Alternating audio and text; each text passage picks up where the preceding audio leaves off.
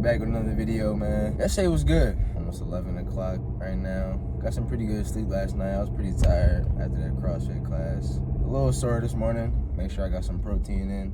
Had like a cheat meal last night after the gym. We went to Nifty 50s, which is a little bit of a letdown, I'm not gonna lie. I hadn't had since high school. I feel like it wasn't as good as I remember. I also had a turkey burger, not like a traditional beef burger, which might have been the difference. I feel like they're known for their beef burgers instead of their turkey burgers, but milkshake was still hitting though. But they did try to kill me. So no, they didn't try to kill me, but I had like a piece of like sharp metal in my turkey burger. It could have ended up bad for me. And so always make sure to chew your food, especially when you go out to these restaurants, because that's not the first time somebody I know has found some type of sharp object in their food. One time I went out with my pop, he had like a piece of glass in his food, which is just as crazy. You gotta be careful. But another thing that I also do, besides playing soccer myself, I also coach 2 youth soccer teams. I've been doing that since August of 2021. I didn't always want to do coaching, honestly, but I was like, all right, let me think of some passions that I have. Obviously, soccer was the first one that came to mind. So I'm like, all right, how can I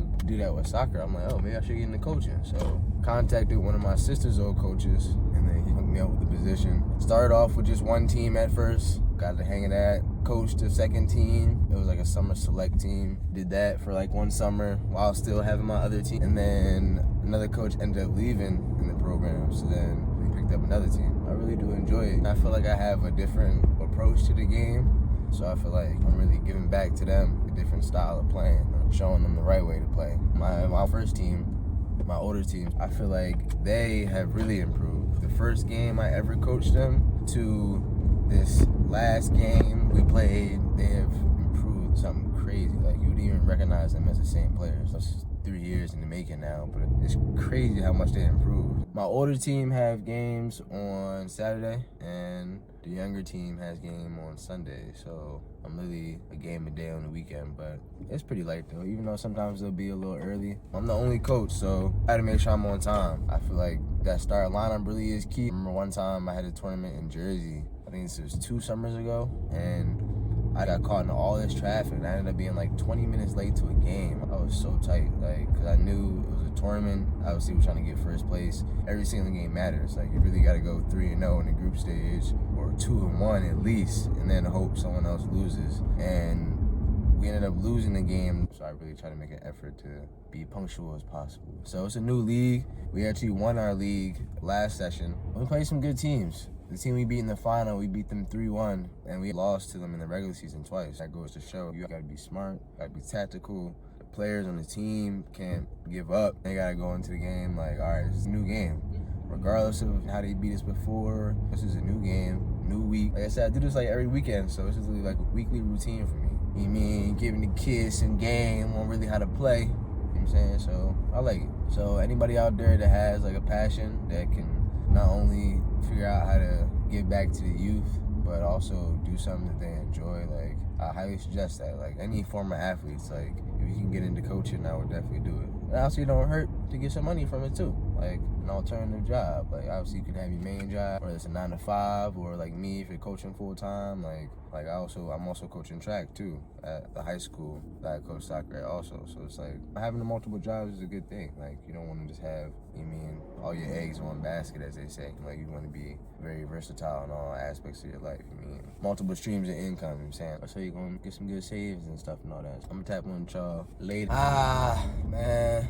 Tough game, dog. Tough game. Ended up losing 4-3 to this new team, so we 1-1. This team was not better than us, though. We just made some mistakes in the back. I played like a 2-1-2 formation. Each position is key, and you need to stay in your position. You can't tread into other zones. Like, the 2 up top, they got to stay up top. They can't get too far back, right? Because then that cramps up the middle, and the person in the middle, they can't get too far up. They can't drift too far left or right, because then that leaves a hole in the middle. The outside backs, 2 people in the back, right? They can't get too far in the middle, because that leaves room to outside, left or right. This team was good. They were good enough that they could expose our gaps when they were there. We would have holes in the middle. Our middle midfielder would either drift too far left or right, or just be too far up. And the field is small enough where you can kick the ball 3 yards and you're almost at midfield. So it's like, literally, he just takes 2 dribbles. Now he's wide open. Now we're feeling pressure. We're like, oh my God, this guy has all this space. We feel like someone has to step up. So now one of our outside backs is stepping up. guess what? Now they're out of position. So then they're stepping up to the middle. Now,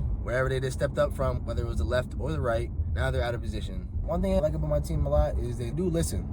So even though it might take them a while, once they finally understand something, they do apply it right away. I wasn't mad at them though. I just explained to them after the game what was happening. I tell my guys in games like this, make one mistake and that can lead to a loss. Like I said, the team was not better than us. We practice on Tuesday and Thursday. Tuesdays I like to do a technical session. Thursday I like to just let them play. This Tuesday we're gonna work on shooting the ball and being physical. What's the difference between being physical and being strong on the ball and then being physical and just being reckless? Because that just leads to stupid fouls. We're ready for another game. Ready for a new test. Today is Sunday. On Sunday, I usually do a few things. First and foremost, I got my game. This is my second team. So remember how I was telling y'all yesterday? I have 2 teams. We typically play in the mornings. This is also the second session. The second team wasn't as successful as my other team last session. We didn't win the whole league. We probably finished maybe 4th or 5th, I want to say. We still made improvements, still got better, still learned a lot of things, still positives to take away. So Sunday, we hit shoulders. So I'm gonna take y'all through my shoulder routine on Sunday. Just got out my game with my second team. We lost, but it was a good game. I am extremely proud of my guys. We fought hard, played a good club team, like a pretty notorious club team in Philly, but they're known to be very physical, very technical, but we fought hard. Not saying my guys get pushed around a lot, but we've been known to, not on the aggressive end, but this game we brought it though. I don't know if it's because, one, I was screaming, you see my voice, I almost lost my voice out there, but I think they were noticing, like, all right, like, this team is not that much better than us. Like, yeah, they can dribble a little bit, but they're our same size, so we have no reason not to be battling for every ball just as they are. For every 50-50 ball, we got as good as a chance of winning the ball as they do. So I'm really proud of my guys, because we fought hard, and I can't remember the last time we looked as good. That's a testament to them, putting in the hard work, starting to understand the game, reading the game. I know we picked up a lot of lessons from this game. It's gonna help us going forward in the future. So I started off this great shoulder workout with a nice little warm-up stretch. I like to just make sure my muscles and joints are as loose and as warm as possible, just so I don't, have any injuries. I don't want to pull a muscle, possibly dislocate anything, anything can happen really when you're working out. So you always got to make sure you stretch a little bit just to make sure you're as loose as possible. So I kind of stick to the same type of warm-up, swinging my arms, stretching my arms across my body just to make sure I'm as loose as possible so I can get ready for a nice lift. The next thing I do is some light mobility work with some light weights. Again, I really just want to make sure my shoulders are loose. So I'm just taking my time through each little exercise I do just to really make sure my shoulders start to get warmed up. I then went into shoulder taps. With these, you want to stay as still as possible, making sure you engage your core. Doesn't take long at all for these until they burn, no matter how strong you are. So just keep doing them until failure. My first exercise was a dumbbell push press. With these, you want to try to keep your back as straight as possible while also engaging your core to help with balance. You want to extend your arms full at the top without touching the weights at the top. You want to bring your arms down till they hit 90 degrees and pop right back up.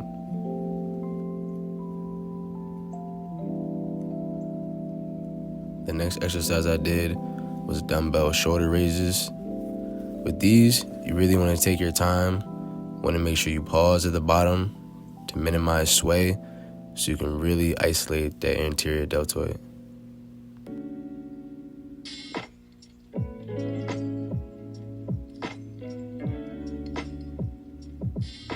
Next, I did lateral raises with my palms facing forward.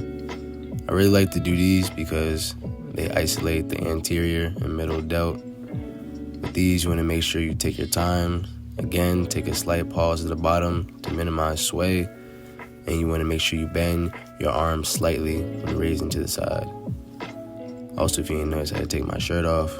I was feeling a little busky. You know what I'm saying? Sometimes when you're working out, you just gotta let the muscles breathe. You gotta flex one time.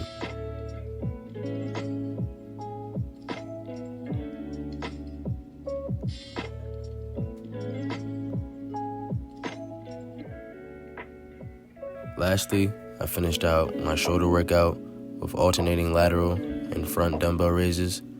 With these, it's especially crucial that you keep your core stabilized because if you start to sway too much, you'll engage other muscles that are not your shoulders.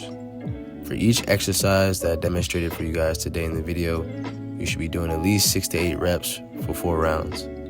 Please give this workout a try and let me know what you guys think in the comments.